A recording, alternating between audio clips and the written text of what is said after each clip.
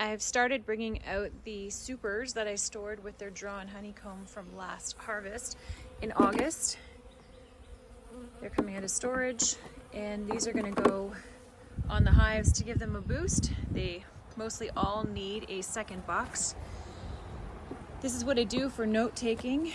I keep a diagram of the location of each of my hives. I know exactly what is going on in every single hive. For years and years back. I keep notes as I'm out in the bee yard. When I go inside, I transfer that to the computer. So instantly I know, for instance, hive 27 is a yellow queen, was last checked April 16th, and it's got a double deep. So that one's getting split for a nuke. And this one will have a white queen. There is one hive with still a green queen that I am letting them do their own thing. They're pretty happy. She's doing great. Surprisingly enough, April the 15th, hive 52 had 2 queen cells that were capped. I am interested to see what's going on with that. 45 is an empty hive. So this gives me notes of what I need to do the next time I'm in the hive and who I need to inspect. Today everybody is getting inspected because everybody is getting Formic Pro and their second box. I'm just gonna start over here because why not? My apiary is actually built over top of a wetland. It's our geese, well not my geese, but the geese, Ben and Bella. There's a beaver that is building a little house right over there on the left. There's a muskrat, there's all kinds of ducks. So we'll start with this hive, we'll open it up. We're gonna put an excluder, a queen excluder between the boxes and put the Formic Pro on top of the excluder. One strip. We're gonna do the one strip for 10 and then another strip for 10. And then we'll do our splits.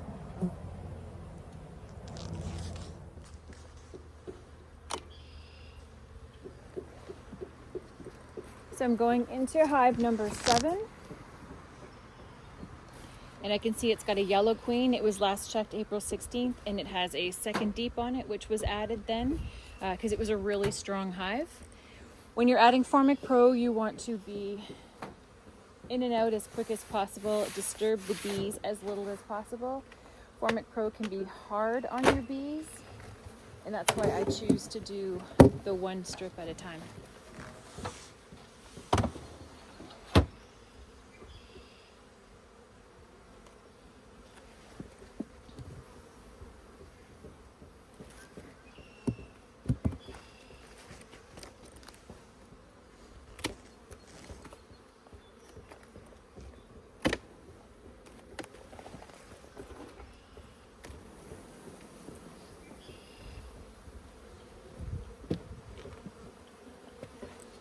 So they've got drone larvae, which makes me very happy. Doesn't make me happy to break it open. They'll have more on the bottom of the frames, but drone larvae means the queens can get mated, which is a good thing. I'll add my queen excluder, so the queen cannot go up into the super.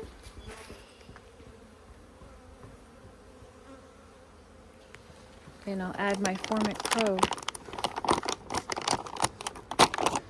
You want to use protective gear when you're using your Formic Pro because it's pretty powerful. You've got to watch the expiry date too. This one is June 2023. If you go beyond the expiry date, it breaks down the barrier that helps to prevent the Formic Pro from coming out too fast.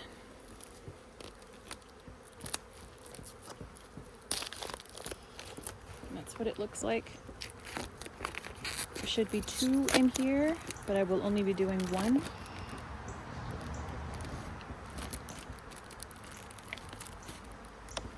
It just goes right on top, just like that. They don't like it, but they need it because the varroa mite can kill hives. And then put the box back on. And leave it alone till we come back in 10 days to switch out the strip for another one.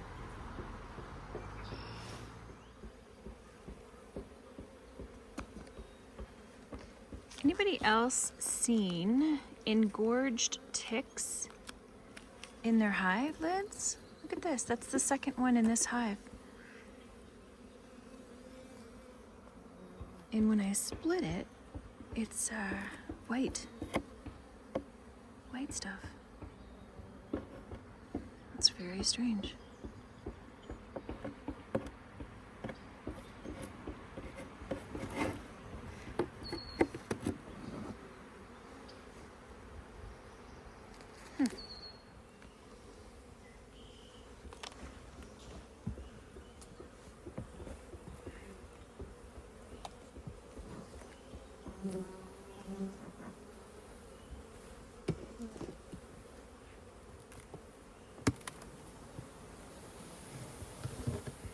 So this hive is going to get another box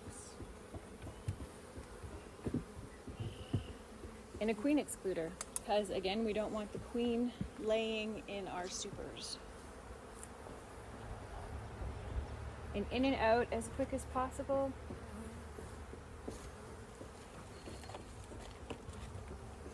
Lay the strip down and then go grab my super. Bear with me. I use 9 frame supers.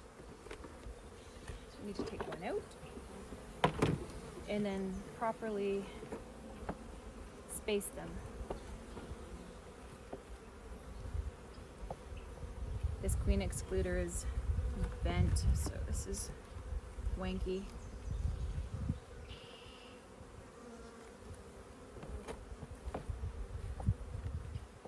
I store my supers in their boxes, the frames in their boxes, in really thick garbage bags, taped up in my basement.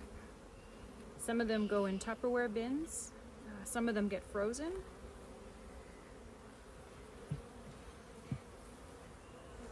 And 99% of the time, I don't have any issues with mice or wax moth. If I did have wax moth on some of the frames, if it wasn't too bad, I would just toss it in the freezer for a couple of days.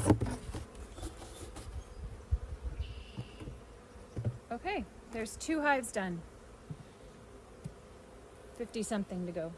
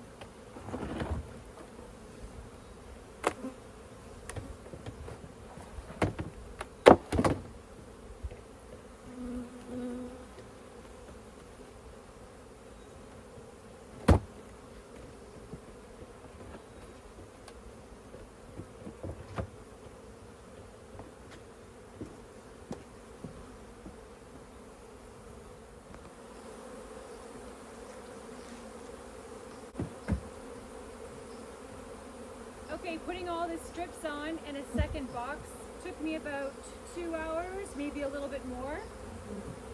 I always like to add the second box to give them a little bit of room to move around because these fumes can get pretty strong in there. Now what I like to do is I like to sweep the bottoms so I can get a good estimate of, truck goes by, a good estimate of how many bee die-offs occur in the next 2 days. It's 11 degrees Celsius and overcast today. Tomorrow is going to be 14, 14, 18, 18. So the temperatures are perfect. The nights are staying at about 8. So this looks like it's good to go. And it's normal to see the bees clinging to the outside of the hives right now because they'd rather be outside the hives than inside with the fumes.